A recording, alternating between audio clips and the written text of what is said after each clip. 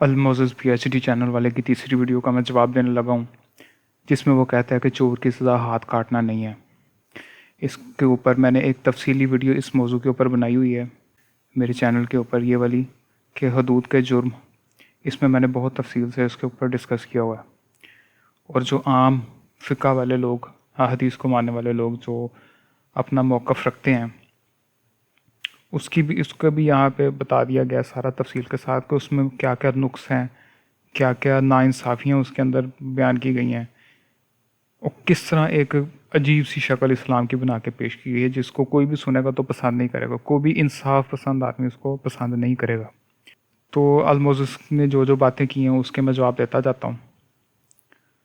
سب سے پہلے وہ شروع کرتا ہے بات کہ اگر امیجن کریں کہ ایک چھوٹا بچہ کینڈی چوری کر لی یا کسی نے کھانا چوری کر لیا تو کیا اس کے ہاتھ کاٹے جائیں گے؟ اس کا جواب میں آگے جا کر دوں گا۔ پہلے عام ترجمہ پیش کرتا ہے جو ہم سب کو پتہ ہے، پھر اس میں یہ نقص بتانے کی کوشش کرتا ہے کہ اس میں ایک ہاتھ ہے یا دو ہاتھ کا ترجمہ۔ یہ ساری لغوی بحثیں یہاں پہ نہیں کرنے بنتی، میں اس ویڈیو کو بہت مختصر رکھنا چاہتا ہوں، اور اسی سے آپ کو تسلی بخش جواب مل جائے گا۔ جو مین باتیں ہیں یہ میں بھی ساری قرآن سے آیتیں پیش کر سکتا ہوں اس طرح۔ ہاں، جو موٹی سی بات ہے جس کا ترجمہ کیا جاتا ہے کہ ہاتھ کاٹ دینا، وہ لفظ آتا ہے قرآن میں قطع۔ اس کا یہ کہتا ہے کہ صرف ایک ہی مطلب ہوتا ہے، روکنا، مداخلت کرنا۔ صرف بطرہ لفظ ہے جس کا مطلب ہوتا ہے کہ ایمپیوٹیٹ کرنا، ہاتھ کو کاٹ کے نکال دینا۔ یہ المانی ڈکشنری ہے، مشہور اچھی مستند ڈکشنری ہے۔ اس کے اندر قطع لفظ کے سارے معنی موجود ہیں۔ یہ دیکھیں، کٹ آف کرنا، ایمپیوٹیٹ کرنا، انسائزنگ کرنا۔ انسائزنگ مطلب ایسا زخم جو گوشت کے اندر تک چلا جائے، یہ سارے اس کے اندر آتے ہیں۔ اور اس لفظ میں اتنے جامعیت ہے، اتنے اس کے معنی ہیں۔ اس میں جو یہ بات کر رہا وہ مطلب بھی ہے اس کا کہ یہ والا منع کرنا، کسی کو روک دینا، وہ والا معنی بھی ہے، سارے معنی ہیں اس کے اندر۔ دیکھیں کتنا زیادہ ہے اس کے اندر۔ اور اپنی پچھلی ویڈیو کے اندر اس نے جو رجال کا ترجمہ کیا تھا، جو میری پہلی ویڈیو ہے، اس کا مطلب صرف یہ اتنے سے ہیں، بس یہی۔ لیکن اس نے اتنے معنی بنائے اپنی بات کو ثابت کرنے کے لیے کہ لوط علیہ السلام والی قوم کا جو وہ بدفعلی کرتی تھی، اس کو اپنا قصہ بنانے کی، اس کو غلط ثابت کر کے اپنی بات بنانے کے لیے اس نے رجال کے اندر اتنے معنی فٹ کیے جو لغت میں ہے ہی نہیں۔ اور جو لغت یہ قطع کا اتنا معنی پیش کر رہی ہے، سارے معنی پیش کر رہی ہے، اس کو یہ ماننے سے انکار کر رہا ہے کہ اس کا معنی کٹ آف کرنا ہوتا ہی نہیں ہے، کہ اس کا صرف مطلب ہوتا ہے روک دینا۔ اور یہی مطلب انہوں نے بھی لیا ہے جس کا اس نے انٹرویو بھی کیا ہے، یہ ایدپ یکسل صاحب۔ یہ صرف ان کا ترجمہ نہیں ہے، یہ 3 دوسرے پروفیسرز ہیں، ان سب نے مل کے کیا ہے کہ چور کے مارک بھی کیا جا سکتا ہے، نشان لگایا جا سکتا ہے زخم والا، کاٹا بھی جا سکتا ہے، یعنی کہ کٹ لگانا، انسین، اور کٹ آف پورا کا پورا اتارا بھی جا سکتا ہے، اور اس کے مینز یعنی کہ ذرائع بھی روکے جا سکتے ہیں۔ یہ سارے معنی اس کے اندر شامل ہیں۔ اب آپ کہیں گے اتنے معنی میں کیسے پتہ چلے گا کہ کون سا والا کس کو لگانا ہے؟ تو اس کا موٹا سا اصول اللہ تعالیٰ نے دے دیا ہے، جتنا آپ کے ساتھ ظلم ہوگا اتنا آپ نے بدلہ لینا ہے۔ یہ 2 آیتیں ہیں، 16:126 اور 22:60۔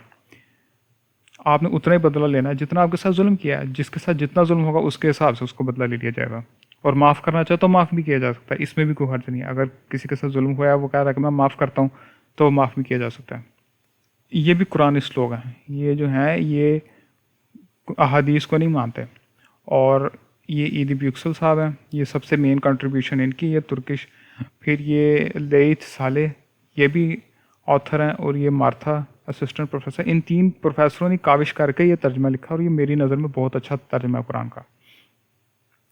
لیکن یہ لوگ جو ہے نا، یہ قرآن کے کچھ اہل قرآن ایسے ہیں جو قرآن کے موجودہ ترجموں کو بہت زیادہ بدلنے کی کوشش کرتے ہیں، صرف اس لیے کہ وہ سمجھتے ہیں کہ معجزات نہیں ہو سکتے، اور وہ کچھ شاید مرغوب ہو جاتے ہیں جب وہ باہر جاتے ہیں جو یورپین کنٹریز میں، اور اپنے آپ کو پتہ نہیں کیا دکھانے کی کوشش کرتے ہیں، پروگریسو، اور اس طرح کی چیزیں ختم کرنے کی کوشش کرتے ہیں کہ اسلام تو بڑا ظالمانہ ہے، وہ تو چور کے ہاتھ کاٹنے کی بات کرتا ہے۔ بالکل چور کے ہاتھ کاٹنے کی بھی بات کرتا ہے، جان کے بدلے جان کی بھی بات کرتا ہے، کان کے بدلے کان کی بات کرتا ہے۔ آپ کو نہیں پسند تو آپ دین چھوڑ کے جو آپ کو اچھا لگتا ہے وہ کرو، اس میں تبدیلیاں کیوں کر رہے ہو، چولے مارتے ہو اس میں؟ کہتا ہے کہ یہ بطرہ لفظ استعمال ہونا چاہیے۔ اللہ تعالیٰ نے یہ خود یہ مطلب قطع لفظ استعمال کیا تاکہ اس میں وسعت رہے کہ اس کی جتنی چوری ہو اس کے حساب سے اس کو سزا مل سکے۔ آگے اس نے جو ترجمہ کیا ہے وہ یہ ہے کہ چور مرد اور چور عورت کے ذرائع آف نیٹ ورک، جس کی مدد سے وہ چوری کرتے ہیں، ان کو روک دیا جائے۔ یہ جزا ہے جی ان کی چوری کرنے کی۔ اب اس پر میرے معصومانہ سے 2 سوال ہیں کہ اگر چور اکیلا ہی چوری کرتا ہو، اس کو کوئی نیٹ ورک نہ ہو پھر اور دوسرا سوال یہ ہے، اگر کسی نے بہت بڑی چوری کی، کئی سال اس نے رقم سے عیاشی کی، پکڑا گیا، تب تک وہ بوڑھا ہو چکا ہوگا، رقم بھی ختم کر لی، اب آپ کے نزدیک انصاف کیا یہ ہے کہ صرف اس کے آئندہ جو چوری کرنے کے ذرائع ہیں وہ روک دیے جائیں؟ یہ آپ کے نزدیک انصاف ہے؟ لعنت ہے، تھو ہے تمہارے انصاف کے اوپر۔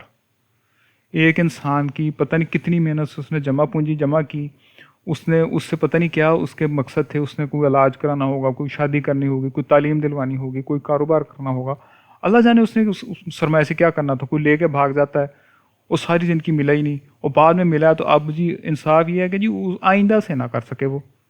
جو شروع میں آپ نے وہ جو ہمیں ایموشنل بلیک میل کرنے کی کوشش کی نا کہ چھوٹے بچے نے کینڈی چوری کر لی اور کسی نے روٹی چوری کر لی، اس کی سزا اس کے مطابق ہی ہوگی، ہو سکتا ہے اس کو ویسے ہی معاف کر دیا جائے، اتنی چھوٹی چوری کے لیے کوئی پریشان نہیں ہوتا۔